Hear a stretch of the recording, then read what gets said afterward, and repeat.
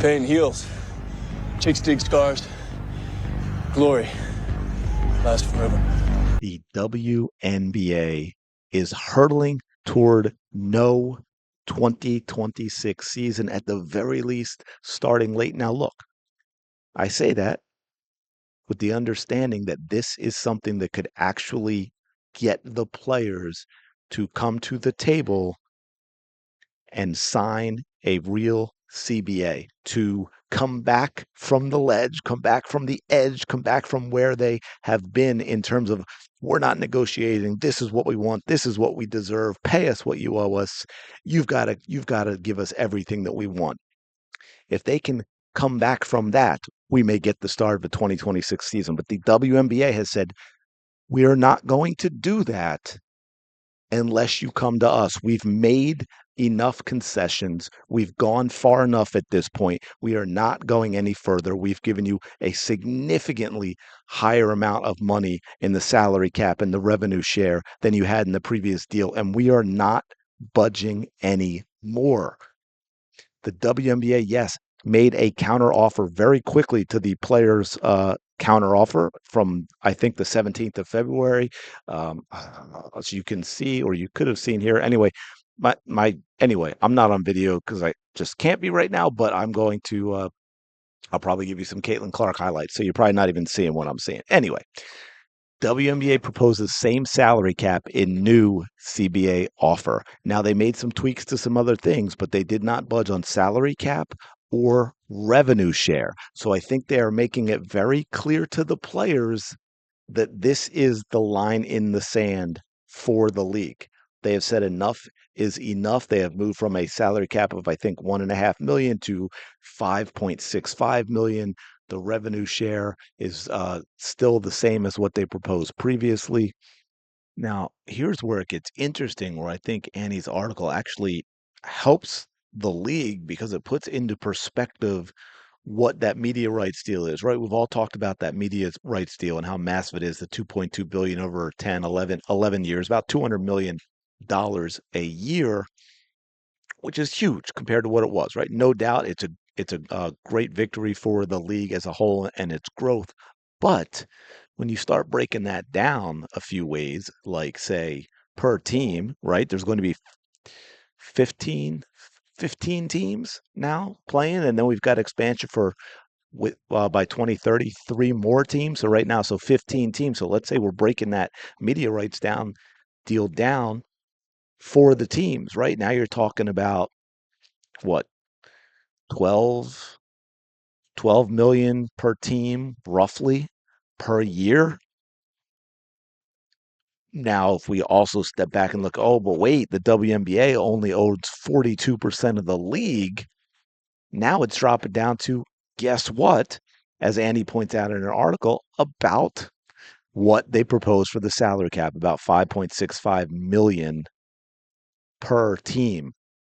Okay. And then that doesn't include all the other expenses that a team has, which such as the flights and the hotels and the meals and now the housing and the 401k that they add to for players and things like that, and on and on and on. You start looking at that $2.2 billion media rights deal and say, well, wait a minute, that's actually not a ton of money. And don't forget, the Indiana Fever in I haven't seen 2025 numbers, right? But in 2024, they had they were number one as far as individual teams in revenue generated. I believe it was $32 million for the Indiana Fever.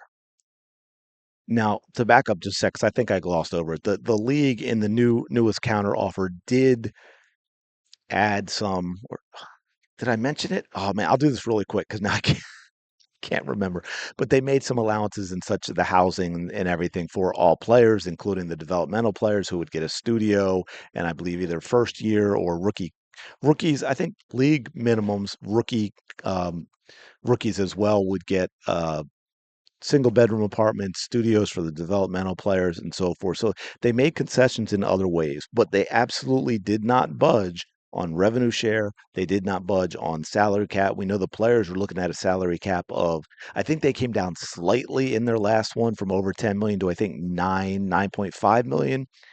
But again, remember last year was 1.5 million.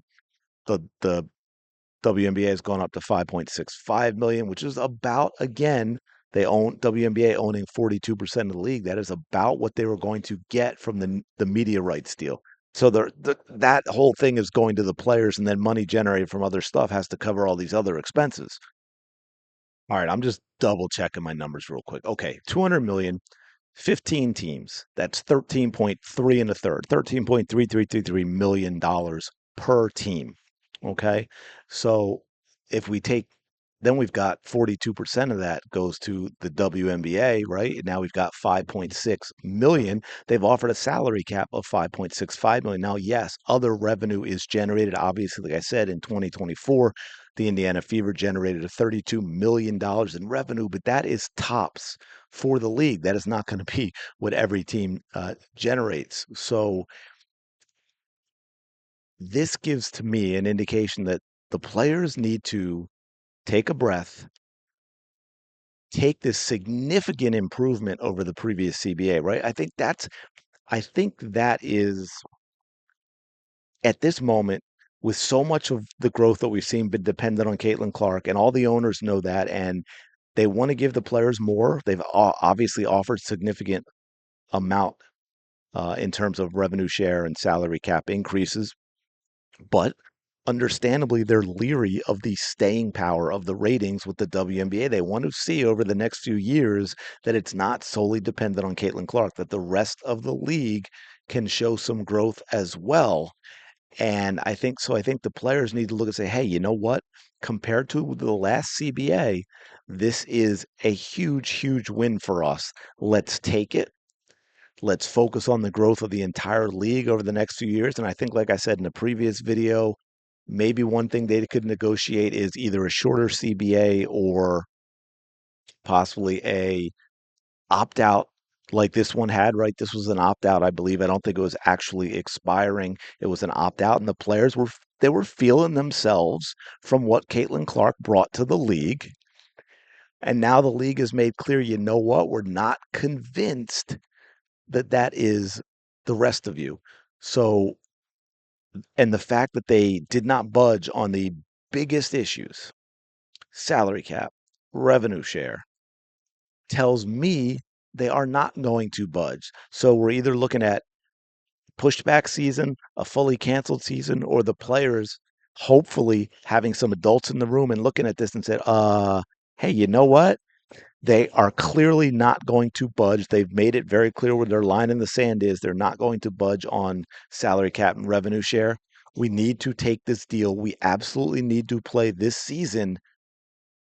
And then let's prove to them that the league itself has grown and that we are worth more, and we will get it in the next CBA. Let me know your thoughts now, seeing this, hearing no changes for the salary cap and so forth, the big money issues. What do you think the chances are if we see a 2026 season? Let me know in the comments. Appreciate you checking out the video. As always, smash the like button, subscribe to the channel. You know the drill by now. I will talk to you later.